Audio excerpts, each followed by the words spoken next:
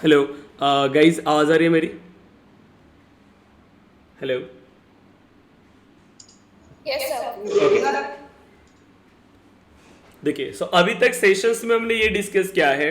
जैसे हमने पहले फंडामेंटल से स्टार्ट किया कि एक लाइटनिंग वेब कंपोनेंट क्या होता है, कैसे हम उसे बिल्ड करते हैं, हमने प्रॉपर्टीज क्रिएट करना सीखा, हमने डेकोरेटर्स के बारे में डिस्कस किया, correct, data binding, then data हम कैसे क्रिएट करते हैं, then conditional rendering, looping, correct, then हमने सर्वर साइड को कॉल किया। अब सर्वर साइड को कॉल करने के पास हमारे पास जैसे मल्टीपल वेज है।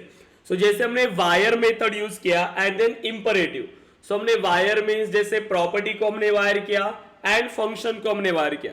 एंड लास्ट सेशन में हमने डिस्कस किया था इंपरेटिव अप्रोच। सो अगर मुझे किसी बटन क्लिक पर सर्वर साइड को कॉल करना है तो हम इंपरेटिव अप्रोच यहां पर हम यूज कर रहे थे। अब इस केस में हमने एक लाइटनिंग वेब कंपोनेंट बिल्ड किया था। मैंने आपको आप सिंपल एग्जांपल दिया था जहां पर आपको क्या करना है, एक सर्च बॉक्स हमारे पास होना चाहिए, देन यहां पर एक लेबल हमें प्रोवाइड करना है, search account records, okay, and यहां हमें एक बटन चाहिए, सर्च बटन। अब यूजर क्या कर रहा है, इस इनपुट फील्ड में कोई डेटा प्रोवाइड कर रहा है। अब कोई भी वैल्यू ये इनपुट कर सकता है, बट जैसे ही आप कंपोनेंट लोड करेंगे ये बाय डिफॉल्ट बटन डिसेबल्ड होनी चाहिए, करेक्ट। तो बटन डिसेबल्ड है। अब ये एक्टिव कब होगा, जब आप यहां पर मिनिमम 3 से 4 कैरेक्टर्स आप इंसर्ट करेंगे, उसके बाद ही आपको बटन को एक्टिवेट करना है, करेक्ट, क्योंकि हम एक स्पेसिफिक रिकॉर्ड्स को फाइंड करने वाले हैं डेटाबेस में। सो यूजर यहां से रिकॉर्ड सर्च कर रहा है, अगर उस पर्टिकुलर नाम के हमारे पास मल्टीपल रिकॉर्ड्स है तो उस लिस्ट को हम यहां पर डिस्प्ले करेंगे। बट अगर वो रिकॉर्ड्स हमारे पास अवेलेबल नहीं है, यूजर ने कुछ रिकॉर्ड्स वहां पर सर्च किया, सर्च बटन पे क्लिक किया है, बट बैकएंड में उस पर्टिकुलर ऑब्जेक्ट में हमारे पास ऐसा कोई रिकॉर्ड नहीं है, तो हमें क्या करना है, यहां पर एक मैसेज डिस्प्ले करना है। सो नो रिकॉर्ड फाउंड्स, या फिर कोई भी एक मैसेज आप यहां पर डिस्प्ले करिए कि हमारे पास इस नाम के कोई भी रिकॉर्ड्स अवेलेबल नहीं है। सो दोनों में से कोई एक ही पॉसिबिलिटी है, करेक्ट। अगर रिकॉर्ड्स है तो आप उन्हें डिस्प्ले करेंगे, अगर रिकॉर्ड्स नहीं है तो आप एक मैसेज यहां पे डिस्प्ले करेंगे, करेक्ट। सो आपको यहां पर कंडीशनल रेंडरिंग अप्लाई करना है। अभी तक हमने जितनी चीजें डिस्कस किया है वो सभी आपको इस कंपोनेंट में बिल्ड करना है, करेक्ट। तो ये ट्राई किया है सभी ने, बाकी मैंने ऑलरेडी इंप्लीमेंट करके दिया था आपको, जैसे हम रिकॉर्ड्स को सर्च कर पा रहे थे। बस थोड़े से चेंजेस आपको यहां पर करना था कि जो बटन है इसको बाय डिफॉल्ट डिसेबल रखिए। एक्टिवेट कब करेंगे, जब यूजर यहां पर कोई डेटा इनपुट कर रहा है। सो मिनिमम अगर 3 कैरेक्टर्स उन्होंने इंसर्ट किया तभी इस बटन को आप एक्टिवेट करेंगे। सेकेंड, अगर हमारे पास कोई भी रिकॉर्ड्स अवेलेबल नहीं है तो हमें इसको एक मैसेज डिफाइन करना है, नो रिकॉर्ड्स, करेक्ट। एंड अगर रिकॉर्ड्स हमारे पास है तो यहां पर हम रिकॉर्ड्स की लिस्ट डिस्प्ले करेंगे। सो ये ऑप्शंस हमारे पास। तो ये कंपोनेंट का बिल्ड करने के लिए आपको मैंने टास्क शेयर किया था, सभी ने इसे इंप्लीमेंट किया है? ओके, ट्राई कर रहे हो इसे इंप्लीमेंट करने के लिए? बताइए। जो क्लास में हमने डिस्कस किया वो तो भी आपने इंप्लीमेंट किया होगा, सब लोग कर रहे हैं इसे, बिल्ड सर्च कर रहे हैं आप। देखिए यस जब भी, ओके, यस सो सर। अगर आप इसे इंप्लीमेंट करेंगे तो आप स्टॉक होंगे, क्योंकि ये सारी चीजें आपको ऑलरेडी पता नहीं है। तो आपको रिसर्च करके इसे इंप्लीमेंट करना है, जो भी रिक्वायरमेंट मिलेगी सर्च करें कि ये सारी चीजें कैसे हम परफॉर्म कर सकते हैं। अब जितना अभी तक हमने पढ़ा है वो आपको इंप्लीमेंट करना है, वो आपको एग्जीक्यूट करना है, ठीक है। अभी आपको आपकी जो इंफॉर्मेशन है एलडब्ल्यू से वो आपको अभी यूज करना है। सिर्फ इंफॉर्मेशन होने से काम नहीं चलेगा, बस हमें पता है कि कंडीशनल रेंडरिंग होता है, बट इसको सही टाइम पर कैसे इंप्लीमेंट करना है ये इंपॉर्टेंट है, करेक्ट। सिर्फ पढ़ने से काम नहीं होगा। सो इसको अभी समझिए कि जितनी चीजें अभी तक हमने इंप्लीमेंट किया है उसको सभी को कैसे कंबाइन करके आप इस कंपोनेंट को बिल्ड कर सकते हैं। तो इस कंपोनेंट को बिल्ड करके आपको टास्क शेयर करना है, ठीक है। फिर वहां पर हम सीएसएस अप्लाई करना सीखेंगे। अगेन इस कंपोनेंट में हम कुछ चेंजेस करेंगे ताकि प्रॉपरली हमारे पास डेटा विजिबल हो। सो डेटा टेबल यूज करके हम प्रॉपरली डेटा को शो कर सकते हैं। कुछ सीएसएस हम यहां पर अप्लाई करेंगे, करेक्ट। एंड अब देखिए, सो आज हम स्टार्ट करने वाले another topic, component communication.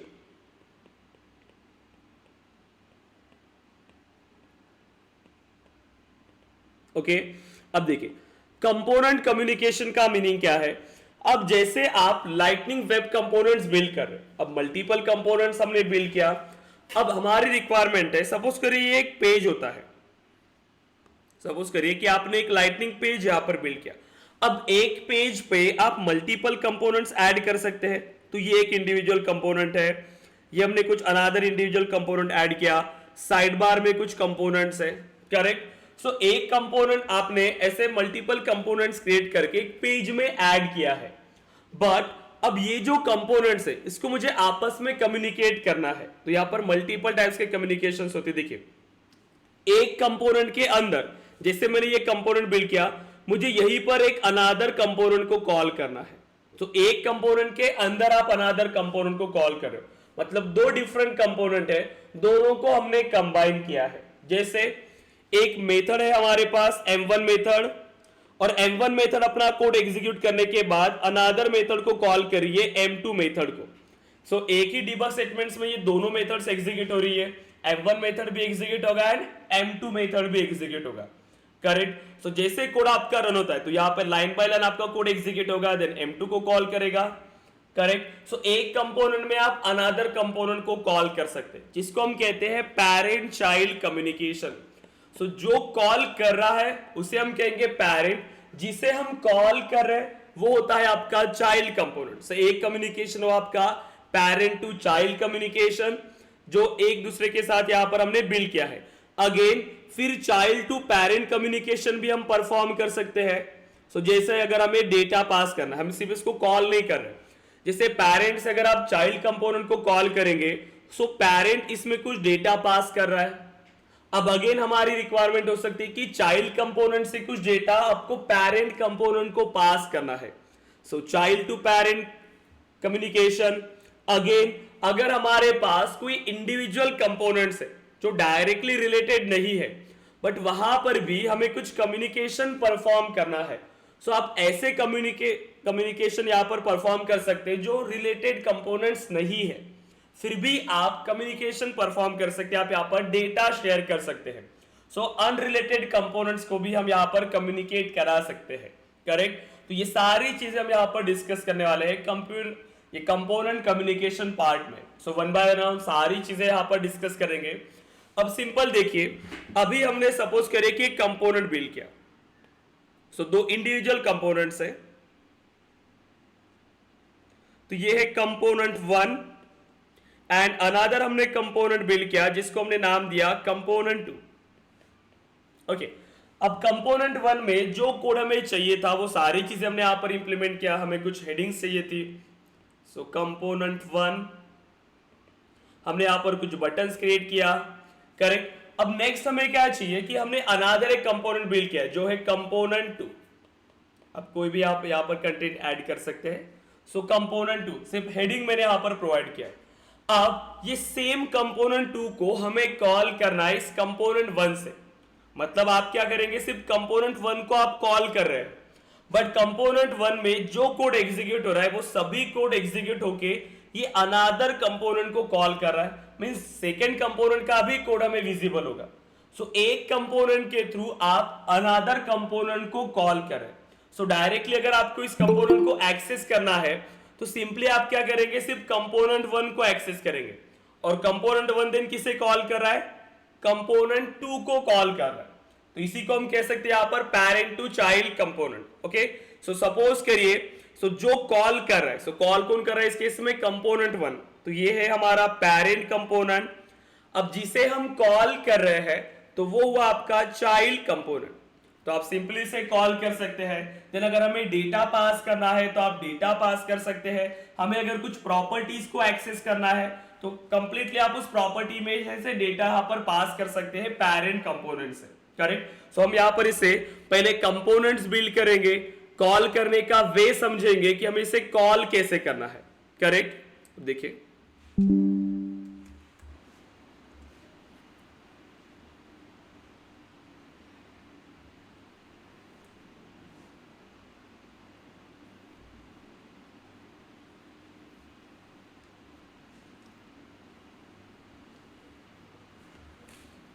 Okay, सो जो ऐप पेज हमने बिल्ड किया था उस ऐप पेज को हम एक्सेस करेंगे।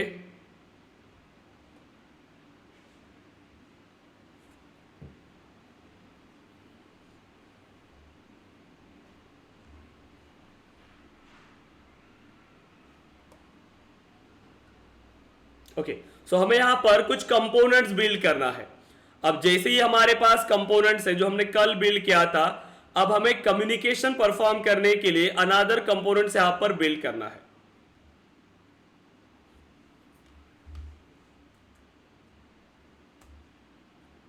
ओके, अब देखिए, सो दो कंपोनेंट्स हमें चाहिए जहां से हम डेटा को शेयर करना चाहते हैं। सो वन बाय वन हम सभी कंपोनेंट्स को बिल्ड कर लेते हैं। सो फर्स्ट एक कंपोनेंट हम बिल्ड करेंगे।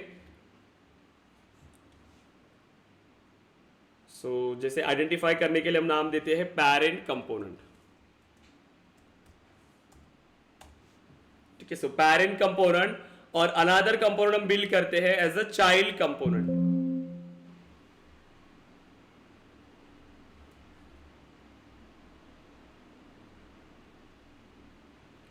देखिए, सो पेरेंट कंपोनेंट में हम क्या कर रहे हैं, सिंपली एक डिफाइन करते हैं कार्ड्स एंड कुछ डेटा हम यहां पर ऐड कर लेंगे। So lightning card,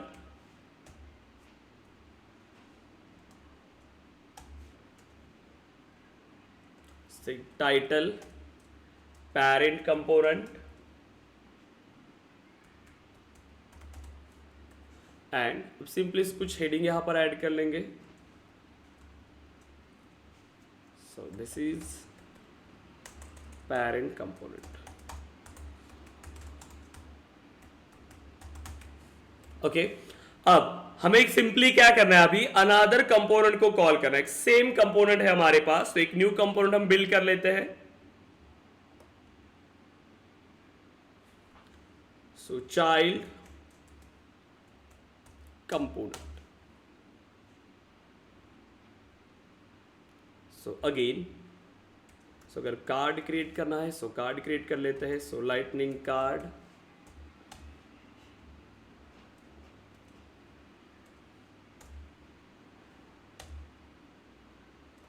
then title,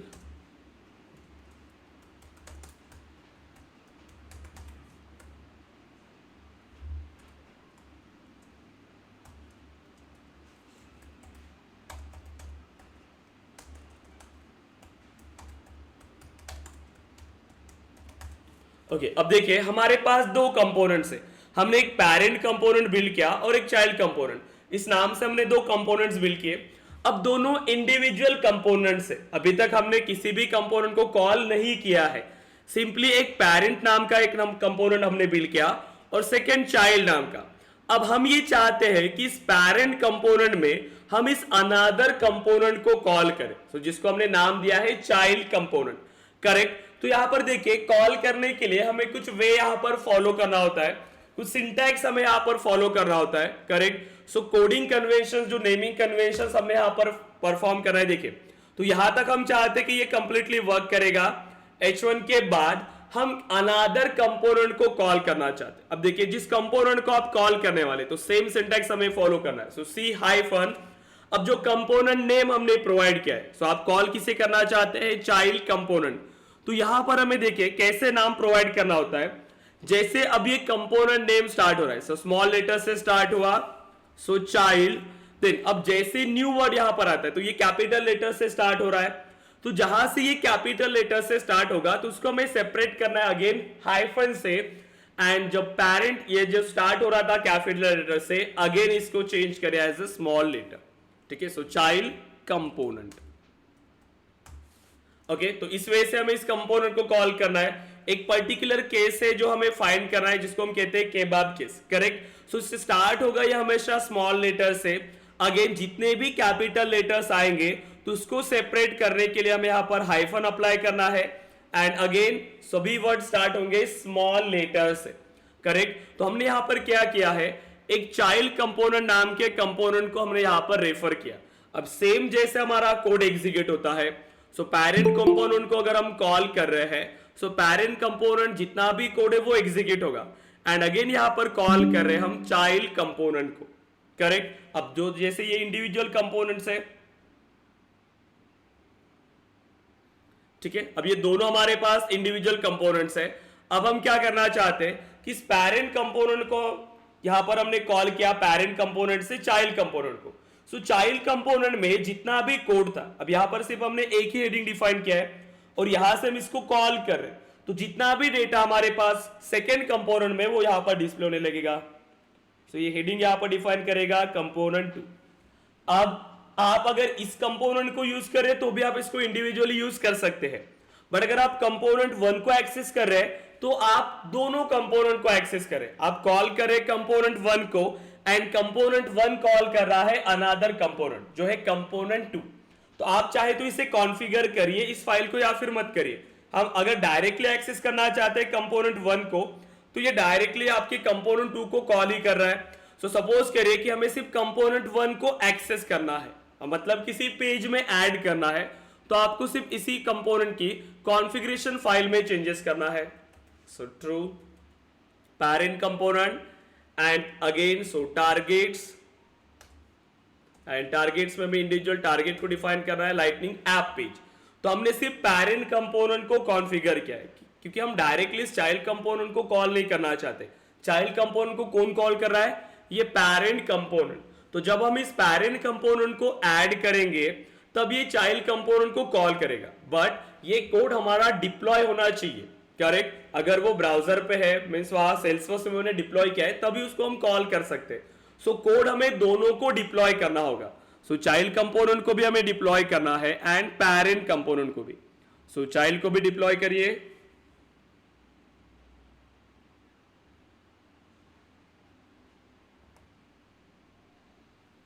and हम पेरेंट कंपोनेंट को भी डिप्लॉय करेंगे। सो जितने भी हमारे पास कोड हमने इंप्लीमेंट किया, child component and parent component, हमें दोनों को डिप्लॉय करना है।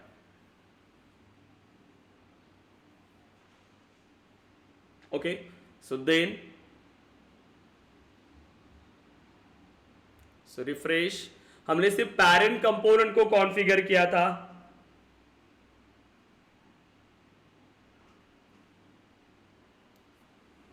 ओके, सो देखिए parent component, okay so parent component हमें शो हो रहा है।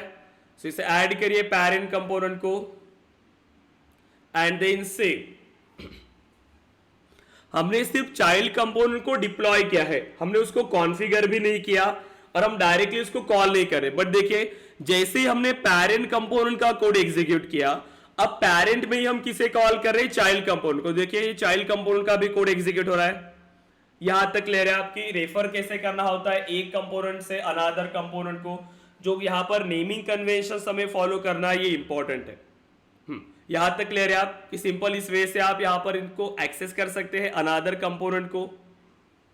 ओके, अब सो सपोज करिए कि अगर हमें डेटा ऐड करना है, सो सिंपल आप प्रॉपर्टीज क्रिएट कर सकते हैं। अब दोनों कंपोनेंट्स में आपके पास प्रॉपर्टी हो सकती है कि चाइल्ड कंपोनेंट के पास डिफरेंट प्रॉपर्टी है, पेरेंट कंपोनेंट के पास डिफरेंट प्रॉपर्टी है।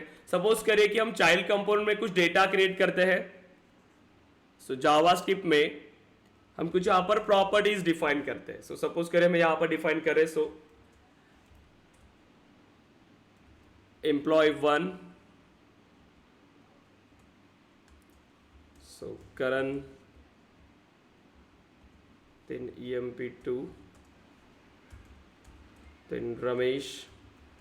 ठीक है, तो कुछ हमारे पास डेटा है, करेक्ट। अब हम इसको बाइंड करना चाहते हैं सेम चाइल्ड कंपोनेंट पे, तो सिंपली यहां पर इसे बाइंड करिए। So paragraph, then so developer name is equal to, so कोई भी इसको हम बाइंड करते हैं। सो emp1,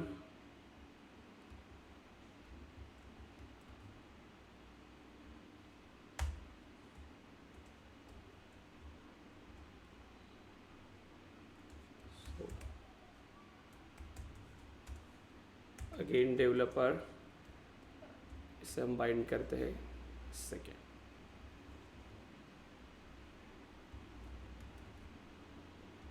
सो ये first developer and second developer. Okay, अब देखिए, सो हमने यहां पर क्या किया, कुछ प्रॉपर्टीज बिल्ड किया है जावास्क्रिप्ट में और हम इसको एक्सेस कर रहे हैं। अगर आपके पेरेंट में भी कोई प्रॉपर्टीज है तो वो भी आप सेम कंपोनेंट में एक्सेस कर सकते हैं। तो यहां पर भी हम कुछ डेटा क्रिएट कर लेते हैं। सो कंपनी नेम, कोई भी प्रॉपर्टी क्रिएट करिए।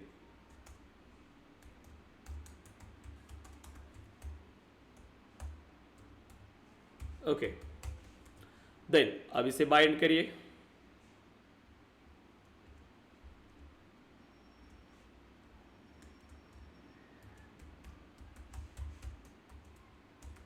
कंपनी नेम,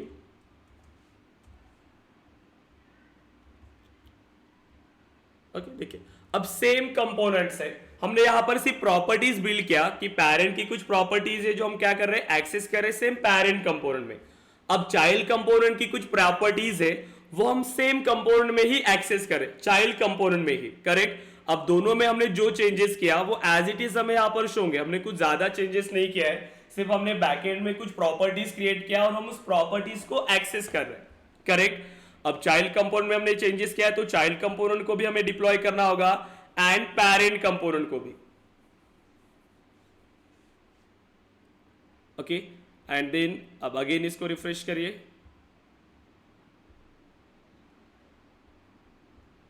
एंड से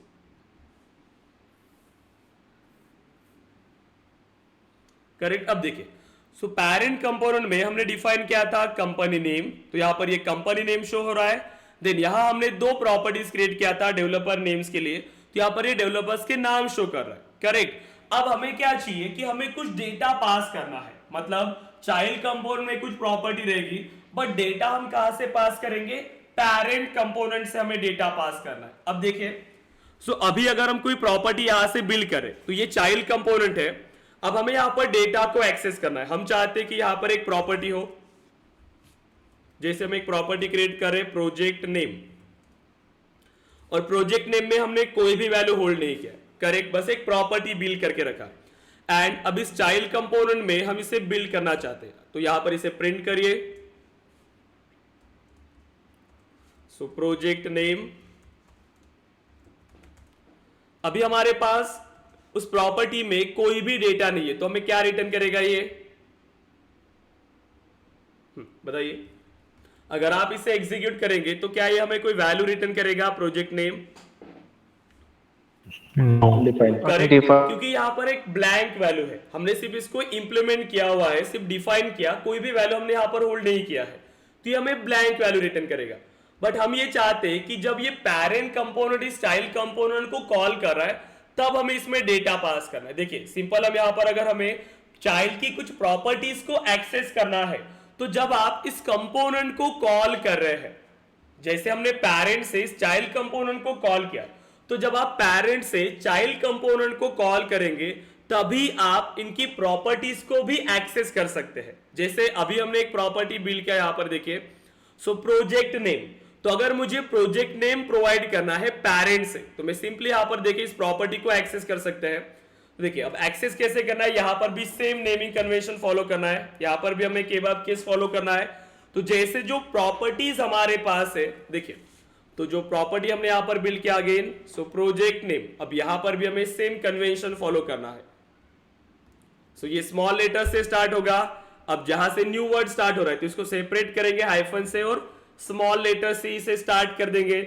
देन अब वैल्यू हमें प्रोवाइड करना है, सो इज इक्वल टू, जैसे हम एट्रीब्यूट्स पास करते, देखिए किसी हम एग्जिस्टिंग कंपोनेंट को कॉल करते, जैसे फॉर ईच लूप है, टेम्पलेट के साथ हमने फॉर ईच अप्लाई किया तो वहां पर भी हम ऐसे डेटा पास करते हैं।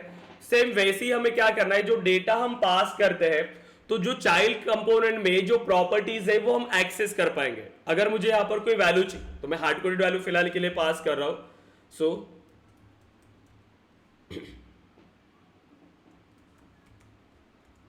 तो मैंने यहां पर एक प्रोजेक्ट नेम पास किया है, बट ये प्रोजेक्ट नेम एक हार्ड कोडेड है, फिलहाल के लिए मैंने एक हार्ड कोडेड वैल्यू पास किया, बट अब हम इसको चेंज कर लेंगे। अभी इसको नोटिस करिए, देखिए चाइल्ड कंपोनेंट में मैंने एक प्रॉपर्टी क्रिएट किया है प्रोजेक्ट नेम, अब इस प्रोजेक्ट नेम को हमने बाइंड किया सेम कंपोनेंट पर, सो बाय डिफॉल्ट तो उसमें कोई डेटा नहीं है, बट मैं डेटा कहां से पास कर रहा हूं, इसमें पेरेंट कंपोनेंट से। सो जब पेरेंट कंपोनेंट इसे कॉल करेगा चाइल्ड कंपोनेंट को तभी हम इसमें डेटा पास करें, बट इसको नोटिस करिए कैसे वर्क करता है। सो चाइल्ड कंपोनेंट दोनों को हमें डिप्लॉय करना होगा, child component and parent component, so दोनों कंपोनेंट्स में हमने चेंजेस किया है। So child and parent component.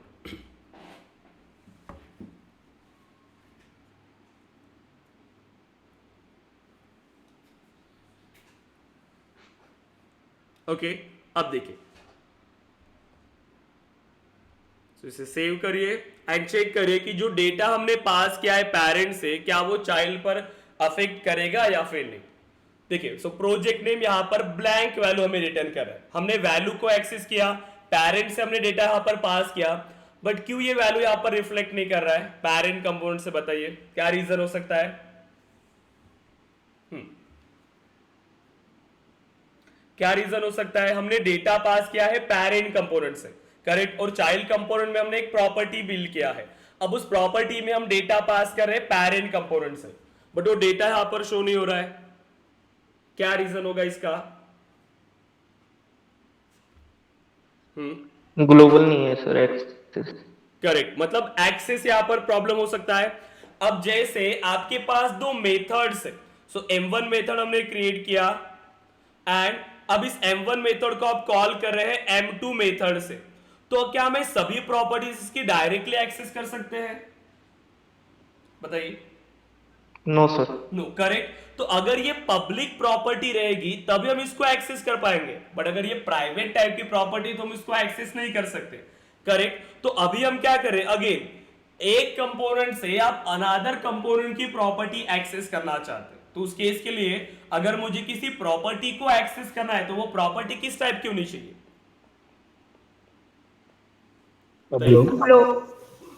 Global public. Public type की प्रॉपर्टी होनी चाहिए ताकि अनदर कंपोनेंट भी उसको एक्सेस कर पाए। तो मुझे बताइए अब प्रॉपर्टी को आप पब्लिक प्रॉपर्टी कैसे डिफाइन करेंगे। करेक्ट, डेकोरेटर्स के थ्रू। सो जैसे हमने स्टार्टिंग में डेकोरेटर्स के बारे में डिस्कस किया था, सो बताइए कितने टाइप्स के डेकोरेटर्स हमारे पास। 3 टाइप्स, बताइए। Eight the rate API, eight the rate track and eight the rate wire decorator, correct.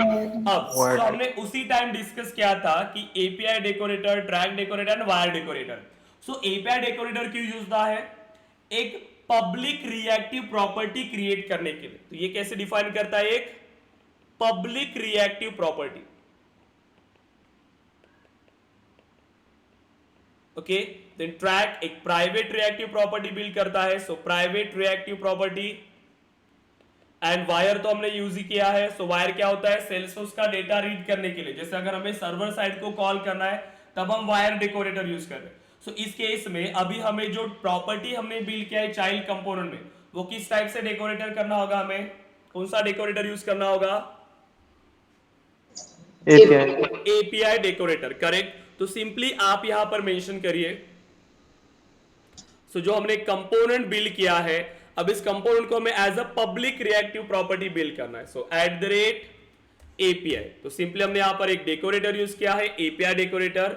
अब अगेन इसे डिप्लॉय करिए जैसे आपने कोई चेंजेस किए, सो डिप्लॉय सोर्स स्टॉक। बाकी हम कोई भी चेंजेस यहां पर नहीं कर रहे, करेक्ट। जैसे हमने कॉल किया था पेरेंट से उसी तरीके से हम कॉल करें, सिर्फ चाइल्ड में हमने चेंजेस किया तो हमने चाइल्ड को ही डिप्लॉय किया।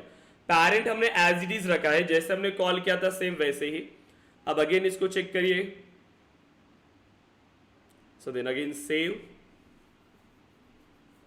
And refresh.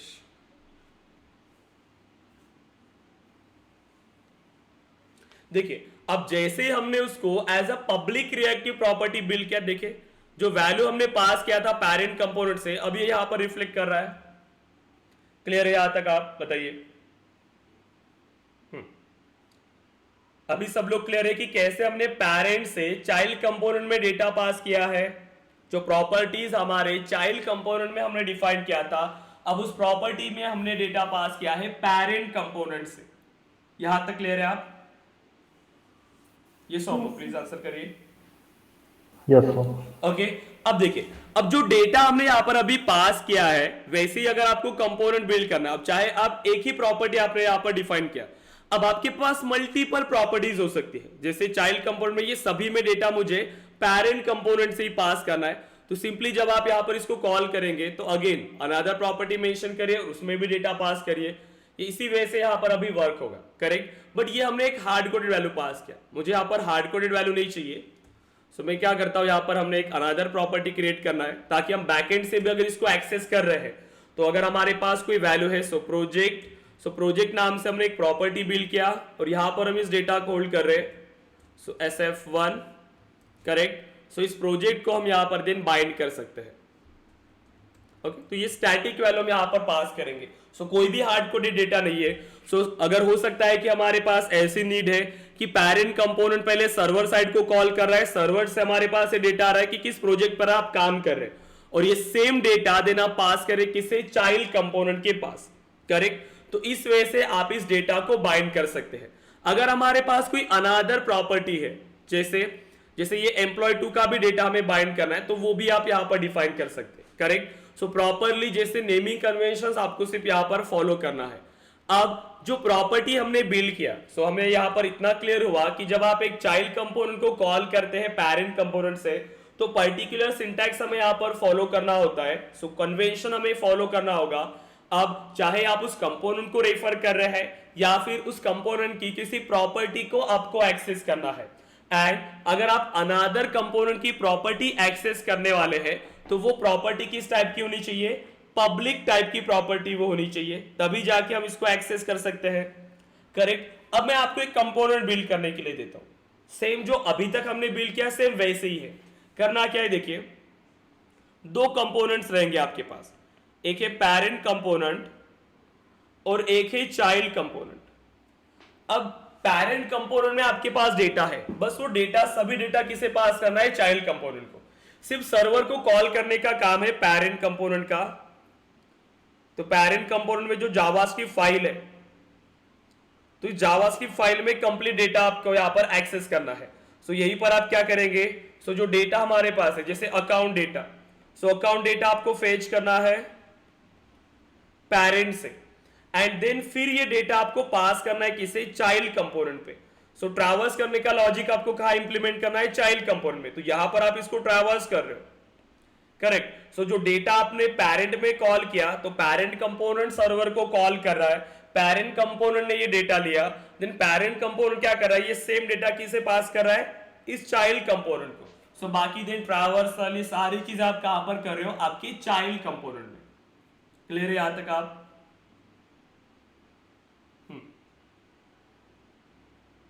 ये सॉल्व। अब चाहे तो फिर आपके पास से कोई भी डेटा हो सकता है, ठीक है। हम यहां पर इसको डिफाइन नहीं करें कि ये अकाउंट का ही डेटा है, हम अनदर कंपोनेंट बिल्ड कर रहे हैं। देन यहां हमने क्या किया, सेम डेटा यहां पर हमने फेच किया। अब ये कॉन्टैक्ट ऑब्जेक्ट का डेटा है, पर ट्रैवर्सल का लॉजिक हमने यहां पर डिफाइन किया है। तो सिंपली ट्रैवर्स करने के लिए अगेन इसमें डेटा पास कर लेंगे, इस कंपोनेंट को कॉल करेंगे। तो सिर्फ ट्रैवर्सल का लॉजिक हमने अनदर कंपोनेंट में बिल्ड किया। अब यहां पर ये चाइल्ड कंपोनेंट मल्टीपल कंपोनेंट्स का पार्ट हो सकता है, हम किसी भी कंपोनेंट से इस अनदर कंपोनेंट को कॉल कर सकते हैं, करेक्ट। बस हमें कॉल करना है और यहां पर डेटा पास करना है। ये सिंपल रिक्वायरमेंट आप इंप्लीमेंट कर पाएंगे, बताइए, इजी है ये सॉल्व। सो अभी तक हमने क्या डिस्कस किया बताइए, कोई भी हमने यहां पर ज्यादा कुछ लॉजिकल पार्ट डिस्कस नहीं किया है। सिंपली हमारे पास एक पेरेंट कंपोनेंट है और एक चाइल्ड कंपोनेंट। हमने इसको नाम क्यों दिया यहां पर पेरेंट और चाइल्ड, हमने कंसीडर किया है जिसे हम कॉल कर रहे हैं, जिसे आप रेफर कर रहे हो। मतलब ये एक कंपोनेंट था, अब इस कंपोनेंट को आप रेफर कर रहे हो अनदर कंपोनेंट में, मतलब यहां से हम इसको कॉल कर रहे हैं, ये कंपोनेंट है, तो इसीलिए ये चाइल्ड कंपोनेंट है, करेक्ट, जिसको आप कॉल कर रहे हो। और जो कॉल कर रहा है वो आपका पेरेंट कंपोनेंट, जो मेन कंपोनेंट है, इसीलिए बस हमने इसको रेफर किया है। अदरवाइज ये दोनों डिफरेंट कंपोनेंट है। हमेशा इसको पेरेंट चाइल्ड हम सिर्फ उसको नाम दे रहे हैं, सिर्फ आइडेंटिफाई करने के लिए। सो जो कॉल कर रहा है वो पेरेंट है, जिसे हम कॉल कर रहे हैं वो आपका चाइल्ड कंपोनेंट है। अब सो सिंपल है, सो पेरेंट में जैसे आप कोड लिखते थे अभी, वैसे आपने सिंपल कोड लिखा, पेरेंट कंपोनेंट आपके पास एक चाइल्ड, ऐसे दो कंपोनेंट्स हमने बिल्ड किया है। अब आप ये चाहते हैं कि इस कंपोनेंट से मुझे अनदर कंपोनेंट को कॉल करना है, मुझे इस कंपोनेंट को रेफर करना है, तो बस हमें सिंपल क्या करना है, सो सी हाइफन, अब जिस कंपोनेंट को कॉल करना है बस उसको कॉल करिए। जैसे मेथड से हम डायरेक्टली मेथड के नाम के थ्रू इसको कॉल करते हैं, करेक्ट। सो m1 मेथड है तो डायरेक्टली आप m1 को कॉल करिए। सो यहाँ पर इसको रेफर करने के लिए डिफरेंट वे है. So C hyphen and then component name. अब नेम हमें यहाँ पर कैसे इंप्लीमेंट करना है ये सभी को पता है. अगर ये कैपिटल लेटर से स्टार्ट होता है सो चाइल्ड कंपोनेंट, सो ये स्टार्ट होगा अगेन सिंपली सिर्फ स्मॉल लेटर से. जैसे ये कैपिटल लेटर आ रहा है तो इसको सेपरेट करना है हमें. सो हाइफन एंड अगेन स्टार्ट होगा यहाँ पर स्मॉल लेटर से. अगेन कोई वर्ड होता तो child component new. So again new एक अनदर वर्ड है तो अगेन इसको यहाँ पर सेपरेट करेंगे and again same thing. Correct. तो इस वे से आपको इस कंपोनेंट को रेफर करना है. देन अगेन अगर आप प्रॉपर्टी को भी रेफर करना चाहते हैं वहां पर भी सेम चीज. ठीक है. सो प्रॉपरली आप एक कंपोनेंट बिल्ड करना है, एक पैरेंट कंपोनेंट और एक चाइल्ड कंपोनेंट. अब पैरेंट कंपोनेंट सर्वर को कॉल करेगा, सभी डेटा पैरेंट कंपोनेंट फेच करेगा और वो सेम डेटा किसे ट्रांसफर कर रहा है, चाइल्ड कंपोनेंट को. सो कोड आपने ट्रावर्सल के लिए सारी चीज आपने चाइल्ड कंपोनेंट में इंप्लीमेंट करना है. क्लियर है? अभी इतना इजी है. प्लीज आंसर करिए यस और नो. सर्वर साइड को कॉल करने आपको Yes, आता sir. है. सर्वर साइड को आप कॉल कर सकते हो. Okay. अब कौन ज्वाइन कर रहा है सेशन फिनिश होने के टाइम पे?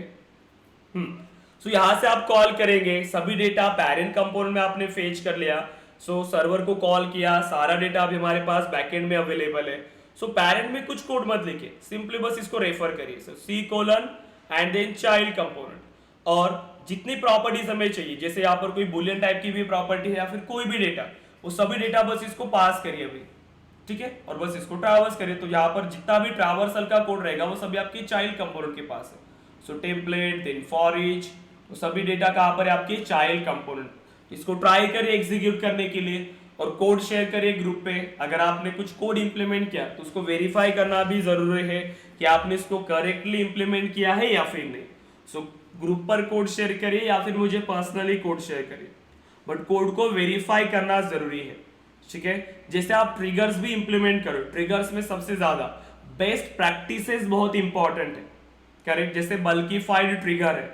अब जब हम कंपोनेंट यहाँ पर कोई कोड लिखते हैं तो हमें ऐसा पता होता है कि नहीं ये वर्क कर रहा है प्रॉपरली, बट क्या ये बेस्ट प्रैक्टिसेस को फॉलो कर रहा है या फिर नहीं, ये बल्किफाइड है या फिर नहीं. क्योंकि आप जब टेस्ट करते हैं वो एक सिंगल रिकॉर्ड के लिए टेस्ट करते हैं, बट अगर आप इसको प्रोग्राम में इंप्लीमेंट करना चाहते हैं, अगर आप इसको डिप्लॉय करना चाहते हो तो पहले इसको ये वेरीफाई करें ये बल्किफाइड है या फिर नहीं.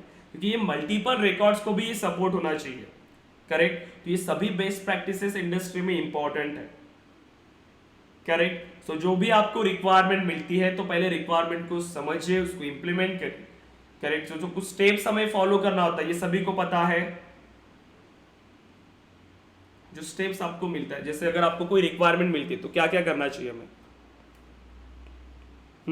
सो अगर आपको कोई रिक्वायरमेंट मिल रहा है, चाहे आप वर्किंग है या फिर आप एज अ फ्रेशर वर्क कर रहे हो, ठीक है. सो अगर आप प्लान लॉक चेक करना. यस, अगर आपको कोई रिक्वायरमेंट मिल रहा है सो सबसे पहला टास्क है आपको कि रिक्वायरमेंट को प्रॉपरली समझना. करेक्ट. अगर आपको रिक्वायरमेंट ही प्रॉपरली क्लियर नहीं है तो आप उसको इंप्लीमेंट नहीं कर सकते हैं. सो सबसे पहला टास्क आपका है कि रिक्वायरमेंट को प्रॉपरली समझिए.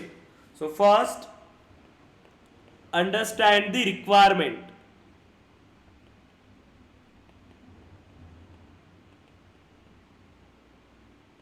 देन अब क्या होता है कि आपने जैसे समझ लिया, अपनी रिक्वायरमेंट क्लियर हुआ, क्योंकि इंडस्ट्री में देखिए टाइम कम होता है. अगर आपकी आज मीटिंग हो रही है, आपको कुछ टास्क दिया, अगर आपने इसको प्रॉपरली नहीं समझा तो उसको बिल्ड ही नहीं कर पाएंगे. करेक्ट. अगर आप डॉक्टर के पास जा रहे हो, अगर आपने उसको बताया नहीं प्रॉपरली, अगर डॉक्टर ही नहीं समझ पा रहा है तो वो इलाज ही नहीं कर पाएगा. वैसे ही अगर आप रिक्वायरमेंट नहीं समझेंगे तो उसको बिल्ड ही नहीं कर पाएंगे. करेक्ट. सो रिक्वायरमेंट को प्रॉपरली समझना है, तब जाके आप इस पर कुछ लॉजिक प्लान कर सकते हैं, उसको समझ सकते हैं, उसको इंप्लीमेंट कर सकते हैं. सो रिक्वायरमेंट को प्रॉपरली समझना है. सेकेंड, डायरेक्टली कोड एग्जीक्यूट करने कोई नहीं जाएगा, पहले हम इसका सॉल्यूशन फाइंड करना होता है. करेक्ट. पहले ये समझिए कि आप कैसे इसको इंप्लीमेंट करने वाले हैं, तो उसके लिए हमें प्लान करना होता है लॉजिक. सो यहां पर आपको लॉजिक प्लान करना है. So plan the logic. So logic plan करिए. अगर आपने लॉजिक प्रॉपरली समझ लिया कि ये मेरी रिक्वायरमेंट है, मुझे इस तरीके से इसे इंप्लीमेंट करना है, सो लिख के रखिए सारी चीजें एंड देन यहां पर स्टार्ट करिए कोडिंग. स्टार्ट कोडिंग, ठीक है, और इम्प्लीमेंटेशन। देन अब सबसे इंपॉर्टेंट टास्क सेल्सफोर्स में अगर आप वर्क कर रहे हो, अगर आपने कोई ट्रिगर भी इंप्लीमेंट किया है तो इसको टेस्ट करना इंपॉर्टेंट है। इसको टेस्ट करिए, क्या आपने जो लॉजिक लिखा है, जो आपने कोड लिखा है वो प्रॉपर है या फिर नहीं। सो टेस्टिंग इंपॉर्टेंट है। एंड देन यहाँ पर आता है लास्ट में, इसको मेंटेन करिए।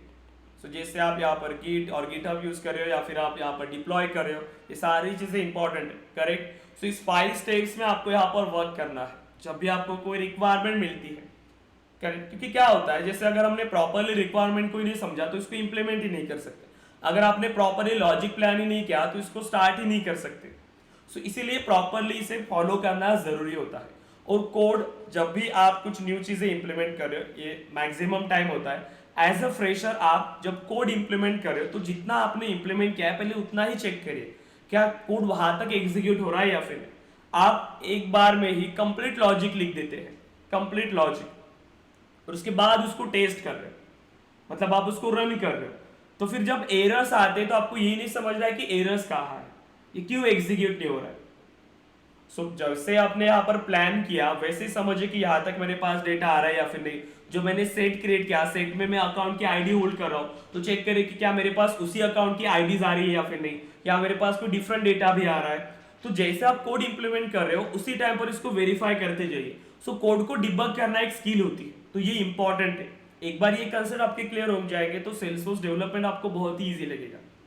और सेल्सफोर्स डेवलपमेंट ईजी है जब आप इसको इंप्लीमेंट कर रहे हो, बस प्रैक्टिकली ये सारी चीजें करना इंपॉर्टेंट होता है।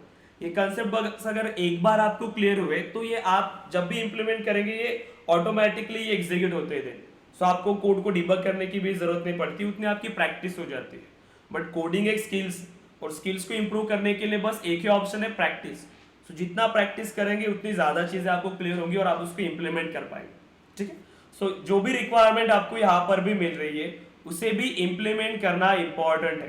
तो ये एक रिक्वायरमेंट है जो आपको कंप्लीट करना है।